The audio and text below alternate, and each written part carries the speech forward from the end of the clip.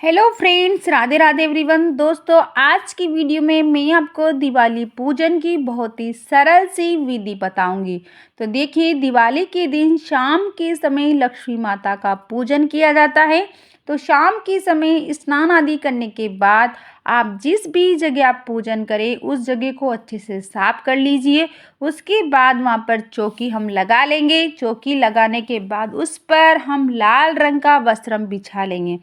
अब हम ये यहाँ पर लक्ष्मी जी गणेश जी का जो पोस्टर आता है मार्केट में आपको मिल जाएगा।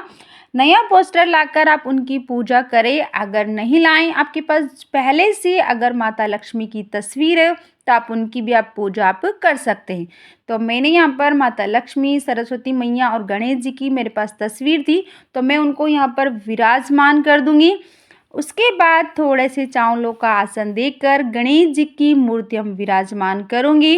इसके बाद हम माता लक्ष्मी की सीधे हाथ की तरफ हम कलश की स्थापना करेंगे। तो आप यहाँ पर चावल की ढेरी लगाकर अष्टदल कमल बनाकर कलश की स्थापना कर लें।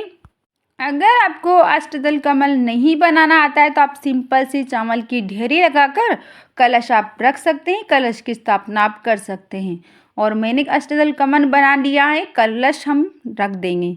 कलश आप मिट्टी का आप ले सकते हैं या फिर तांबे का, पीतल का आप ले सकते हैं। वरना तो दिवाली की पूजन में मिट्टी का कलश बहुत ही शुभ माना जाता है, तो आप नया कलश जरूर से लेकर आए।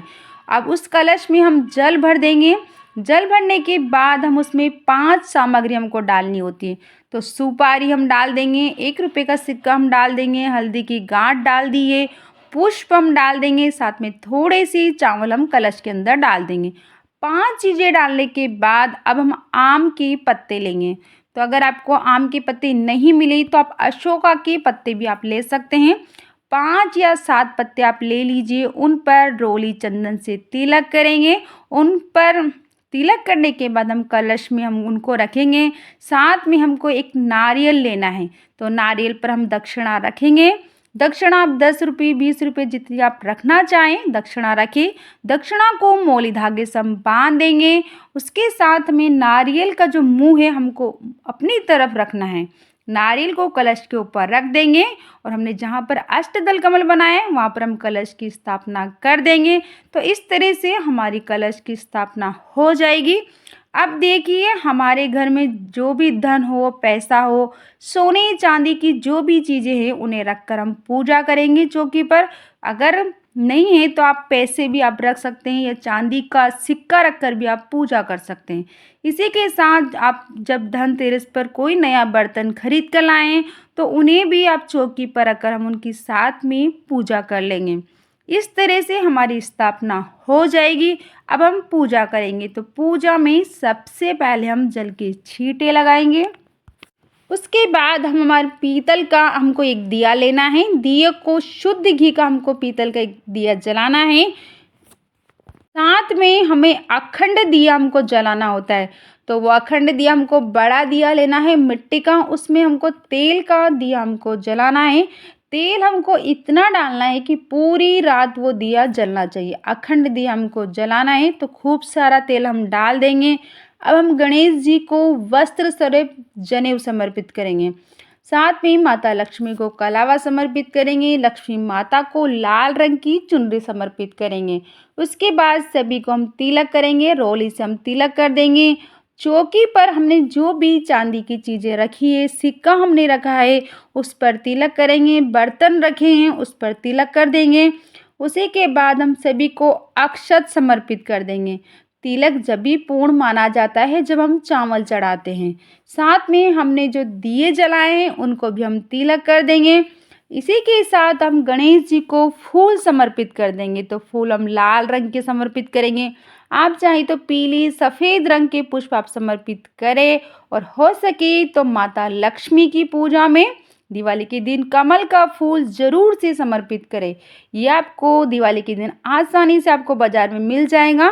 तो माता लक्ष्मी को कमल का फूल जरूर से समर्पित करें। इसी के साथ माता लक्ष्मी की कुछ प्रिय चीज़ें होती है जो हमें दिवाली के दिन पूजा में ज़रूर से चढ़ानी होती है। तो देखिए, इस तरह की कौड़ी आती है। तो आप कम से कम 2 कोड़ी माता लक्ष्मी को ज़रूर से चढ़ाएं। ज़्यादा से ज़्यादा आप कितनी भी कोड़ी आप चढ़ा सकते हैं। माता लक्ष्मी को कोड़ी समर्पित करें, इसके साथ ही कमल गट्ठे समर्पित करें, तो वो आप 4 या 5 कमल गट्ठे ज़रूर से समर्पित करें। अब हम माता लक्ष्मी को सप्तधान समर्पित करेंगे। तो सप्तधान में हमें गेहूँ, चावल, जौ, ज्वार, मक्का, चना, मूंग, उड़द या धनिया कोई भी 7 अनाज आप ले सकते हैं। आपको साबुत वाला 7 अनाज माता लक्ष्मी को समर्पित करना है। अब हम भोग समर्पित करेंगे, तो भोग में खील बताशे का भोग लगाएंगे। उसके अलावा आपने जो भी मिठाई बनाई है वो माता लक्ष्मी को समर्पित करें और ऋतु फल का भोग लगाए। देखिए, जो भी भोग हमने समर्पित किया है वो हमें पान के पत्ते पे ज़रूर से हम समर्पित करेंगे, क्योंकि हमको एक पत्ता लेना है और उस पर जो भी मिठाई आपने चढ़ाई है, खील बताशे चढ़ाए हैं, उनका आपको पान के पत्ते के ऊपर भोग लगाना है। पान के पत्ते पर भोग समर्पित करना बहुत ही शुभ माना जाता है। तो आप भी इस तरह से मिठाई, खील बताशे रखकर पान के पत्ते पर रखकर माता लक्ष्मी को भोग लगाए। फिर हाथ जोड़कर भोग स्वीकार करने के लिए माता लक्ष्मी से प्रार्थना करें और मोर पंख हमें चौकी पर ज़रूर से रखना है, क्योंकि मोर पंख बहुत ही शुभ माना जाता है। उसी के साथ हम 1 लोटा जल हम रख देंगे। अब हम सीधे हाथ में थोड़े से फूल और चावल लेकर लक्ष्मी जी की कथा सुनेंगे। अगर आप व्रत करते हैं तो कथा सुने, नहीं करते हैं तो भी कथा अवश्य सुने। कथा सुनने के बाद ये फूल चावल हम लक्ष्मी जी के चरणों में हम समर्पित कर देंगे। अब हमें लक्ष्मी जी पर धान की वर्षा करनी होती है। धान की वर्षा मतलब जो खीर बनती है वो धान की बनती है, तो उनकी वर्षा हमको माता लक्ष्मी के ऊपर करनी है। तो हमें दोनों हाथों में खीर लेनी है और खड़े होकर लक्ष्मी जी के ऊपर वर्षा करनी होती है। धीरे धीरे से खीर हमें माता लक्ष्मी के ऊपर बरसानी है। तो आप घर के सभी सदस्य माता लक्ष्मी के ऊपर खीर की वर्षा जरूर करें। और दिवाली तो दियों का त्यौहार है, तो हमें खूब सारे दिए हमको लेकर आने हैं। आप चाहें तो 11, 21, 51 दिए आप लेकर आएँ और दिवाली के दिन घर में सभी जगह दिए जलाए जाते हैं। तो हम यहाँ पर सबसे पहले जहाँ हमने लक्ष्मी पूजन कराएं तो वहाँ पर हम दिए जला देंगे। दिए हम जलाएंगे और माता लक्ष्मी की हम आरती करेंगे। उसके बाद पूरे घर में हम दीपक जलाएंगे।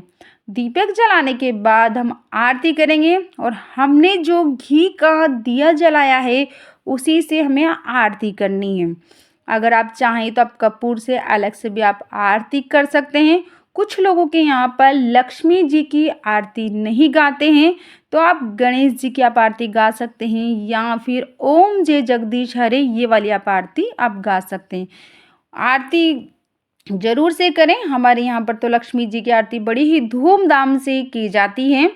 आप भी आरती अवश्य करें और आरती करने के बाद हाथ जोड़कर पूजा में रही कमी की क्षमा याचना करेंगे और माता लक्ष्मी जी से प्रार्थना जरूर करनी है कि हमारे घर पर स्थायी रूप से आप निवास अवश्य करें। तो फ्रेंड्स, इस तरह से हमारे यहाँ पर आप लक्ष्मी पूजन पूर्ण हो जाएगा। आप भी इस तरह से पूजा जरूर करें। वीडियो आपको पसंद आई तो वीडियो को लाइक करें, शेयर करें और चैनल को सब्सक्राइब करें।